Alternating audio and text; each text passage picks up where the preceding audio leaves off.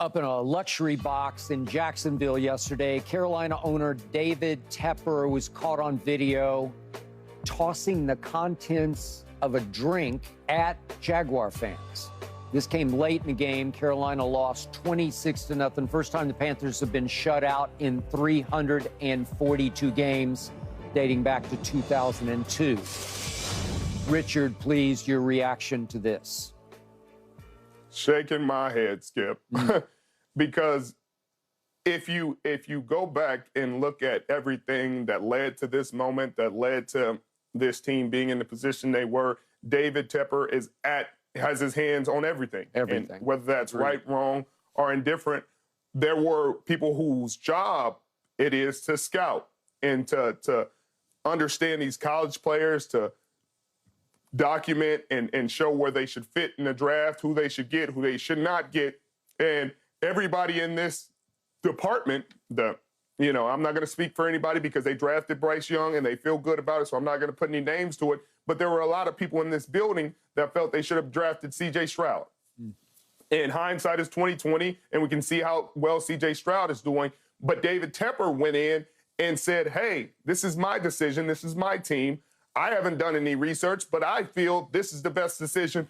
I want us to draft Bryce Young, and I want us to trade 2 first-round picks and DJ Moore, our top receiver at the time, to go get Bryce Young. And now you go back and look and you say, well, this team is doing terribly, and it would be okay if they had the pick that they earned by playing this bad. But guess what? They don't.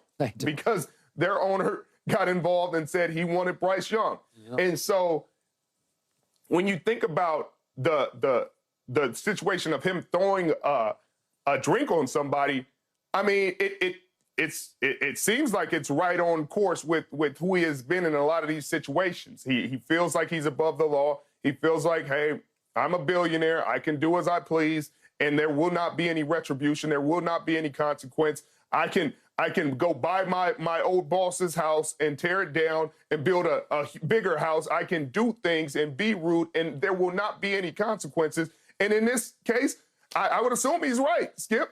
He's right. There's not going to be a lot of consequence because financial is not going to do it for him. You find him in $500,000, he'll laugh. $1 million, he'll laugh. It won't affect his bottom line in the least. So it won't change behavior, even if what you going to do? Ban him from a game? Suspend him from a couple games? I mean, I'm sure he doesn't want to go to those games. I'm sure he's throwing drinks at people at the game. So I just don't know what you do to correct this behavior because they're in a position where it's not correctable and it's habit and it's not changed. Ooh, Michael. Yeah, and well, I don't know what they will do because, like Sherm just said, this is an owner and, boy, fining him just doesn't mean to make any sense to me. But I tell you what I do know, if that had been a player, it would have been swift. They would have swept down quickly to send a message to everybody, we will not have that. You see what I'm saying? So that's where my mind went with it and went soon with her. Like, okay, I want to see now what the NFL does about this. That's a scary situation. That is a scary situation. You don't know what happens. You throw that water, people start coming and running in that box, and you throw it to the wrong people, and they would have rushed that box. And now you got all kind of crazy stuff happening at an NFL game, and that's the last thing the National Football League wants is to be in that type of situation. So I'm shocked if they don't do something.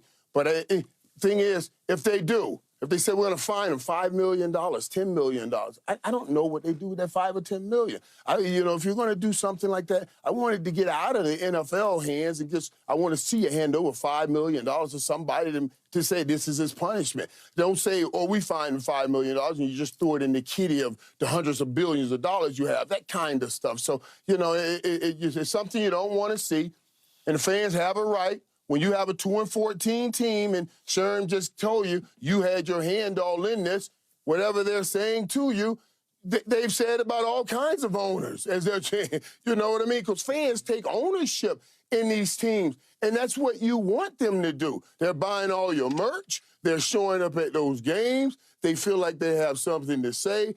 You can at least listen to that without throwing a drink on them. It's just the wrong thing and a wrong message. Just wrong all the way around. So, to me, and I've been watching, covering, studying your sport for many, many years, this for sure qualifies as conduct unbecoming for a representative of the National Football League. Many, many, many times we have talked on this show about conduct unbecoming on a player that is punished for it, to Michael's point. But I don't know how you punish an owner short of taking away a late-round draft pick, take his 6th or 7th round pick away next year. But I'm pretty sure every other owner in this league would stand up and say, over our dead bodies, will we punish an owner like that? Because Pandora's box would fly open, and there has been so much conduct unbecoming on the part of various owners in Indianapolis, in Dallas, the former owner in Washington. I could go on and on and on, and it goes unpunished because they're owners. The former owner, yeah. Right, but even David Tepper, like, you got that team because of an owner acting in an unbecoming way. You did. You know what I mean? But that was really, that was across the line, over the line, unbecoming. Yes. Right. Mm-hmm. Yeah. Right. But you would think that he would think about that in this situation and say, okay, you know what I mean? Because that's going to give people fodder to bring it all back up again. Yeah. But obviously, as you guys know, a lot of owners I have had the pleasure and been blessed to be around. They can be hot-headed. They can be gigantically egotistical because that's what drove them to make the money required to buy one of these franchises. So it doesn't surprise me when they act out like this, because obviously his feelings were hurt about what they were saying through the window. I think it was an open window at that point to him sitting up in that box. He was shamed. I'm sure they were saying, Michael, to him just what you were saying, or Richard, what you were saying about, well, you had a hand in this. It's your fault. And it's your fault. Yeah, he responds like a child and throws his drink at them. And the only other thing that could happen here is that one of those fans files an assault charge against him. You could try that. You could file a civil...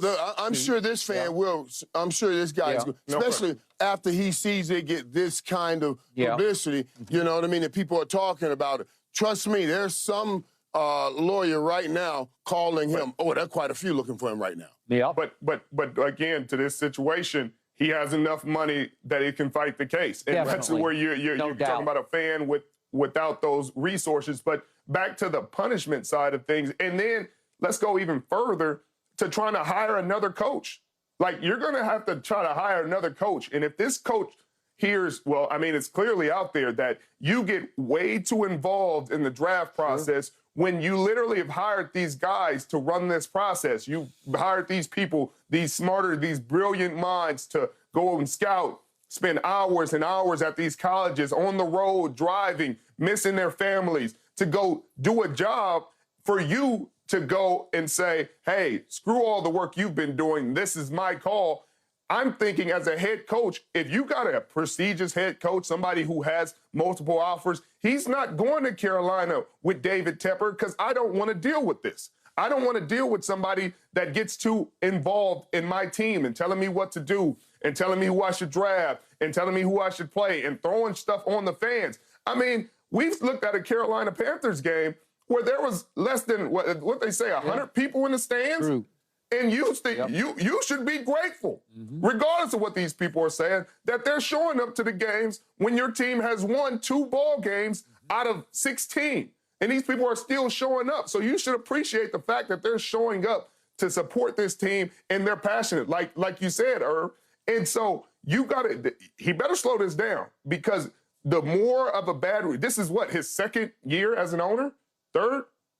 I'm losing. And you're already getting a bad reputation as an owner. And some of these owners have been owners for a very long time, and I would have guessed he would be until, his time is over. But you're not going to really attract the players and the coaches to change this organization around when you act like this. But, Richard, you well know there are only 32 of these jobs. Some coach will take this job, even if he has to be the puppet coach for David Tepper, right? No question. Somebody's going to take it. It's just not going to be the quality of coach that would take it if you weren't this kind of owner. Yeah. Right. Go, Michael. And we all have to understand, though, now, and I always say this when you get to these kind of guys, these people that are way up here like this, sometimes the greatest asset